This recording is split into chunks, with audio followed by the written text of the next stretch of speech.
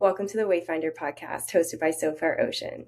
In today's episode, we'll be talking to Captain Joost Mulder, who's a maritime pilot in the Port of Rotterdam, with over 20 years of experience guiding ships through these waters. In this episode, we'll break down how pilotage decisions are made in adverse weather conditions and how captains, crews, and pilots work together to safely guide ships. Thank you for watching, and I hope you enjoyed today's episode. In this episode, we're looking at how pilotage decisions actually get made in adverse weather, the limits pilots work to, who makes the call when conditions are borderline, and what happens if things deteriorate partway through a transit. Joining me today is Captain Joost Mulder, a maritime pilot in the Port of Rotterdam with more than 20 years' experience guiding ships through the region's waters. Welcome to the podcast. Thank you, Nick. Happy to be here. Happy to have you. Is there a typical bad weather situation that pilots in Rotterdam train for? Yeah, there is, especially with the new generation container vessels that we have had now for the last couple of years. You're talking about the 400-meter vessels, 60 meters draft. But also these vessels also have a large windage area. And that is something that we train for on the simulator to see until what limits you're still able to enter a certain port with the use of 3 or 4 tugboats. Yeah, that's quite an important training. And the other one is there's a port area where car carriers are heading to all the time, Britannia Harbour. And in order to get there, you have to pass a bridge, the Calm Bridge. And this bridge is only 46 meters wide. And when you have to pass through that with a car carrier of 220 meters, you're only allowed to have a drift angle of 1 or 2 degrees. And when the wind is sideways, southwest 6 or 7, then it starts to get tricky. So yeah, that's something we also train for on the simulator with regard to wind. Is wind the biggest difficulty you face in terms of weather most commonly? For the Port of Rotterdam, it is. For most of the cases, it is, yeah.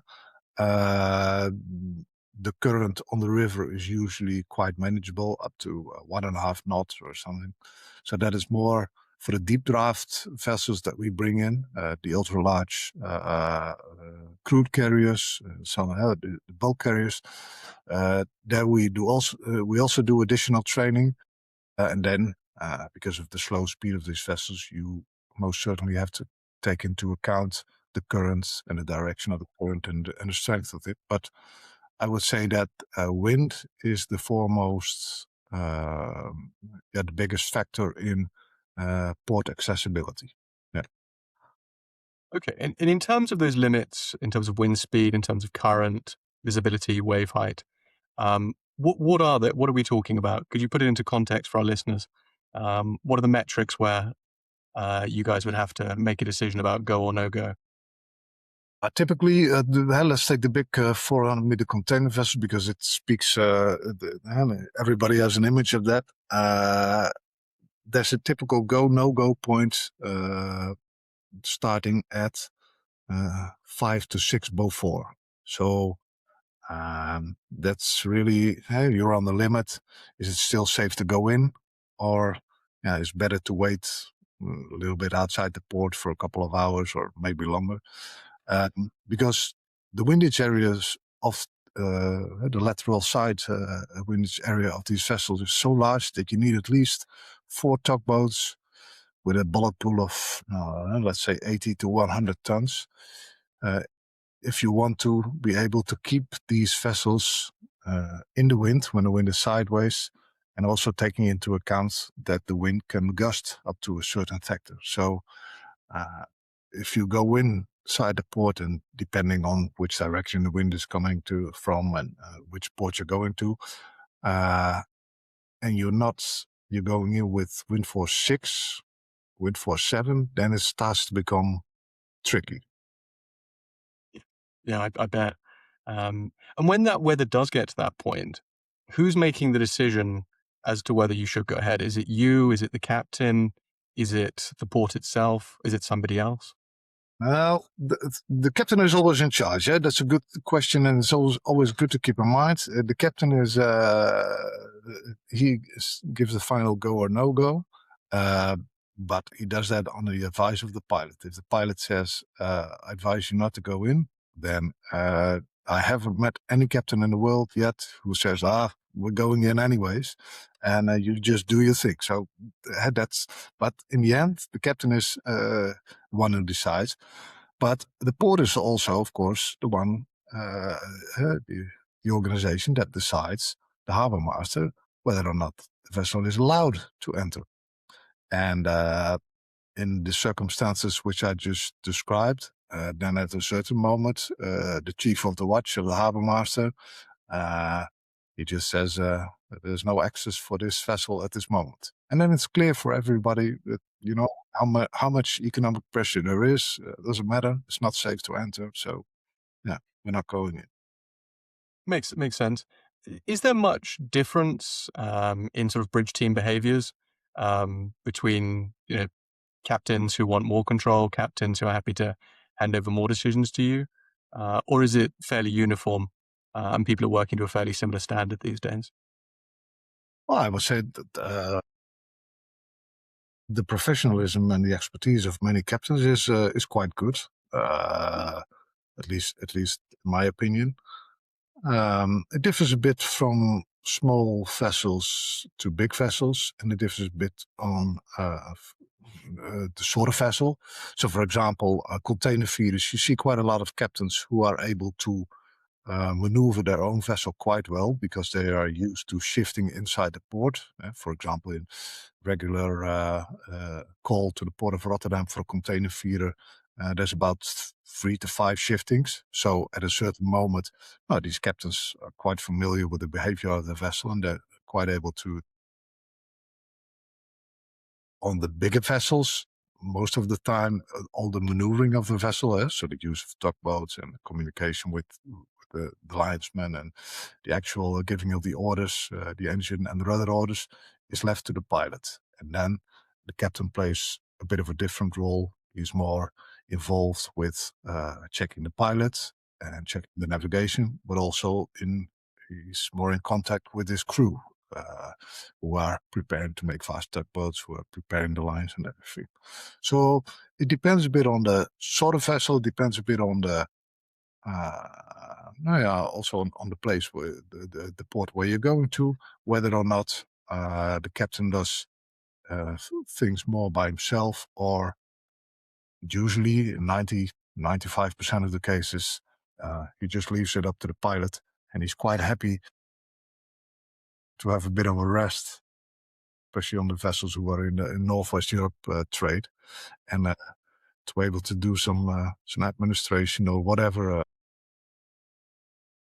Yeah, no, absolutely. If you can take a little bit of relaxation time. Yeah, I suppose you've got to the amount of work they've got on. Yeah. And also keep in mind, you can't expect a captain who is sailing around the world and comes in all sort of different ports to know all the local circumstances to which the vessel is subject. You can't expect that of a captain. And meanwhile, he also still has to manage his crew. Mm-hmm. That becomes a bit too much. So that's quite nice for a lot of captains at a certain moment, 10 miles before entering the Port of Rotterdam. Then the external concept master comes on board, and he takes the baton and he starts conducting the orchestra. I would say that's absolutely, and the captain can enjoy the view. Well, yeah, he does more than that. But I kid. He does quite more than that. I must say, I'm always quite impressed with a lot of captains, how they are able to manage that vessel, especially with the amount of paperwork nowadays. And also, still, you have to manage the crew. You have to have all the contacts with your agents, with the office and everything. It's quite a busy job being a captain. Absolutely, yes.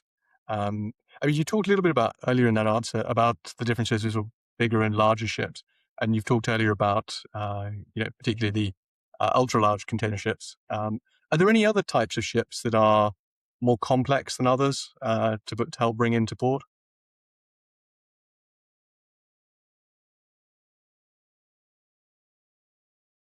For pilots, you have quite a variety of ships. So you have the offshore vessels and dredging vessels, which we don't do so much. But a lot of the offshore vessels, they have quite a lot of thrusters, bow thrusters, enough power. And from a pilot's point of view, usually that's not so interesting because there's so much propulsion power available that any mistake or anything that goes a bit wrong, you can counter it with a lot of power.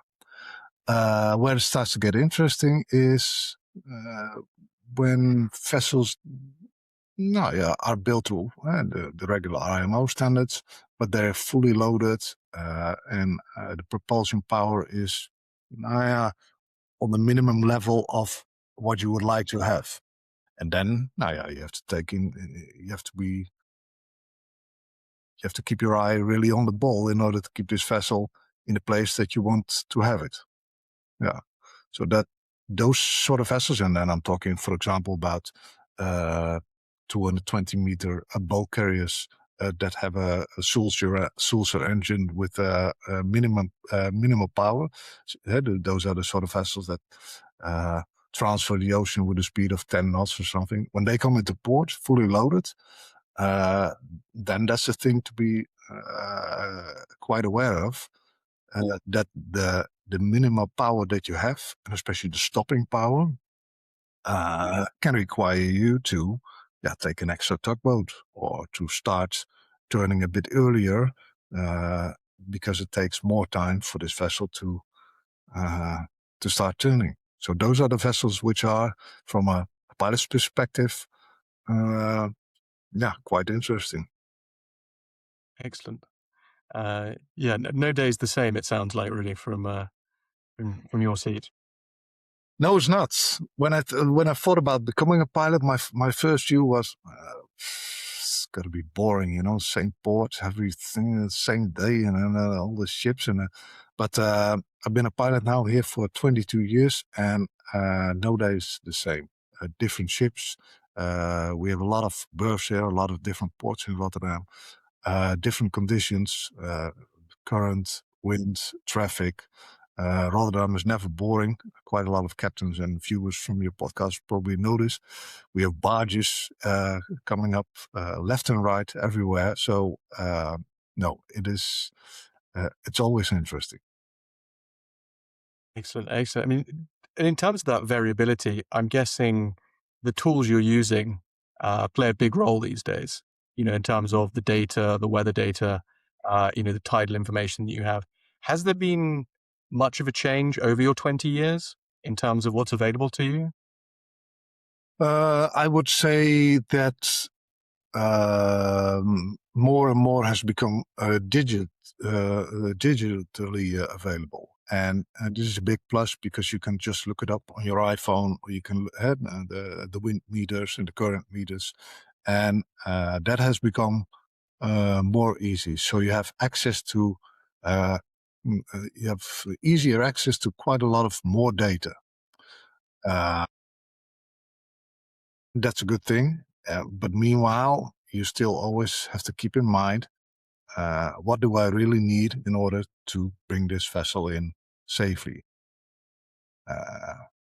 You can have current predictions and current measurements which are quite accurate, up to 0.1 knot and everything, and the accuracy can be fantastic, and you can see it real life. But you always have to keep in mind, how does this really affect the way that I conduct this pilot trip? Is this going to affect the advice that I give the captain on how many tugs to take? And from that part of talking about that, yes, it's nice to have all this information. And sometimes when you are piloting on the edge of a safety window, coming up to that, then it's especially good to know exactly how much wind there is, how much current there is, so that you know that it gives you a good idea about what you still have in your back pocket, and you still have plan B, C, or D. But I would say that for 80 or 90% of the pilot trips,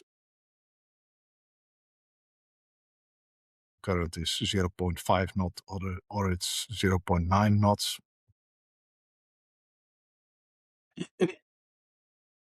Fair enough. And when you're making a decision about how many tugs to recommend to a vessel, how far in advance are you planning this? Now, there's two stages of planning. There's always there's a chief pilot who, together with the harbor master, looks at which vessels are coming in, and then make an estimation on how much tugs this vessel is probably going to use. And they do that because we have a tug capacity issue sometimes. So, and then they are able to give an upfront call to the tugboat companies to say, hey, this vessel's coming in, and probably there's 2 or probably 3 tugboats. But that's an estimation. That is something that I can find in the planning app that I have. The chief pilot, he put this down for 3 tugs. Okay, now we'll see. But then when I go on board, it is me who advises the captain on how many tugs to take, and that really depends on the berth where you're going, the weather, the currents, the traffic. Have there been any deficiencies on board? Is the bow throttle still working, or is it only working half power? And that is something that you really have to determine when you come on board. And with the captains that I've met, I've almost I haven't had any problems with me giving their advice and their consent. They're always happy to follow that. And no, this hasn't been an issue. And meanwhile, you have to keep in mind, while I say this, that of course captains are under, not under direct, but sometimes under a bit of indirect economic pressure from their ship owners or from their from the one who is renting out the vessel or who's renting the vessel. They're under economic pressure to use not to use so many tugboats, because it costs quite a lot of money, of course. But Yes. Yeah. No, absolutely. Yeah. It's a tricky balance, I suspect. But yeah, interesting to learn. And in terms of the other operational decisions that are getting made, what are the other ones that get made in those 12 to 24 hours before you started pilotage, apart from the tugboats? Depends on the size of the vessel. The big container vessels, the deep draft vessels that have to come in through the Euro channel and the Maas channel, which are bound by the channel. So they are talking about vessels with more than 17.4 meters draft. They are reported days in advance, and then there's planning being made, and there's an advice coming from the meteorological station, which says whether or not these ships can come in on a certain tide, and what are the restrictions. So those vessels are planned quite a lot of time ahead. All the vessels are reported to the Port of Rotterdam 48 or 24 hours in advance, but it can also be up to 3 hours in advance coming in, and going out 2 hours in advance. So agents calling to the Port of Rotterdam saying, I want to have a pilot and tugboats and boatmen in order for my vessel to leave in 2 hours. Then the chief of the watch, and besides him is sitting the chief pilot. They are looking at these trips, all these requests coming in, and if there's no problem, then it's being forwarded, and then 2 hours later you have a pilot on board and 2 tugboats and a boatman in order to leave. So 2 hours in advance only. Goodness, tight scheduling. Is there much, just going back a little bit to some of the weather questions, is there much seasonal variation in terms of the preparation time? In summer, are the conditions more predictable versus winter, for example? Yeah, it is. Yeah, in winter we have more days where pilotage is amended, as we call it. So we have a different form of pilotage than in summertime. In summertime, 95% of the times we have regular operations with one pilot cutter, two tenders, and for the deep draft vessels, which pilot boarding point 60 kilometers outside the coast, we're using a helicopter. So that's the normal situation in Rotterdam. And in wintertime, yeah, it depends on the wave height, but at a certain moment, then it starts to become too dangerous to climb ladders outside. And then the tenders, which are bringing us to the vessels, they also experience more headway, so they drop it. Their speed is dropped by a significant amount. So then, at a certain moment, you're talking then about 7 Beaufort or something like that. Then pilotage is amended, and what we do then is that we bring in the small ships under shore-based pilotage. So we talk them in over the radio until they're inside the breakwaters, and then they're getting a pilot inside the breakwaters, and the big ships are being serviced by the pilot helicopter if they're fit for that. Yeah. Excellent. But that's more of a fall, the autumn and winter thing. Yeah, makes sense. And those extreme conditions, there's been some talk recently about an increase in sort of weather volatility and strength of adverse conditions. Is that something that you've seen over the course of your career? Climate change, yeah. I think that's too big question for me to answer.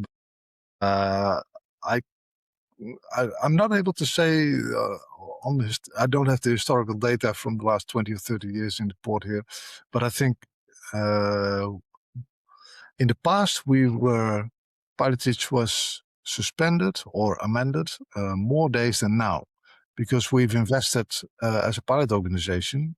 We are also the owners of the pilot cutters and the tenders and that bring us on board, and we've invested already a long time ago in pilot cutters which can work up to wind force 7 launching the small pilot launch, the dinghy, and taking it back on board. And then you're talking about 3 meters significant wave height or something like that.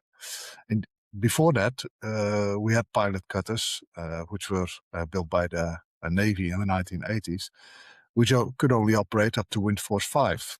So we've increased our operational window in which we can work by quite a big amount, which is important, of course, not only for ourselves, so that we're still able to service the ship, but also to service the port, because the name of the game, of course, is port accessibility. What we're trying to do, and not only we, but also the tugboats and the boatmen and from the harbor master and everybody, is focused on keeping the Port of Rotterdam open 24/7, all year round. Yeah, known as a reliable place to do business. No concerns. Excellent. Yeah, it's a really fascinating that it's gone up sort of 50% in terms of the conditions that you can operate in almost. Okay, excellent. And then one final question from me is there anything you wish more captains understood about a pilot's work and how they could, work even more effectively with you as a pilot? I must say that the working conditions on board for us, together with the captains, are quite good. The only thing I would wish for, and that I'm not alone in, a lot of colleagues would wish the same, is that the amount of alarms that we hear on the bridge when we're entering the ports, due to the berth-to-berth planning in the ACDIS or radar or whatever, that could be somehow shut down or minimalized, or the loudspeaker cut or whatever, that would be very, very nice. Because sometimes that is really annoying, and it brings it doesn't help to concentrate. And I understand, of course, captains have to make a berth-to-berth passage planning, and they have to be able to show this. The surveyor comes on board, and class comes on board, doing this. Inside a port, it adds very little value. It gives quite a lot of annoyance. And it's also an issue that at the moment is already being looked at, I believe, on an IMO level. That is how to reduce the amount of alarms coming from all these, for the rest, wonderful systems, actors and new radars and everything. If the beeps could go off, yes, please. I can sympathize with that. Yeah. The distractions in an office, it doesn't matter if it's on the bridge or in an office block. Yeah. Not ideal for best performance. Thank you, Nick and Captain Mulder, for today's engaging conversation. If you liked today's episode, you can find more episodes of the Wayfinder podcast on our website at sofarocean.com, on YouTube under Sofar Ocean, and on Spotify under the Wayfinder podcast. Thank you for listening, and please like and subscribe for more episodes.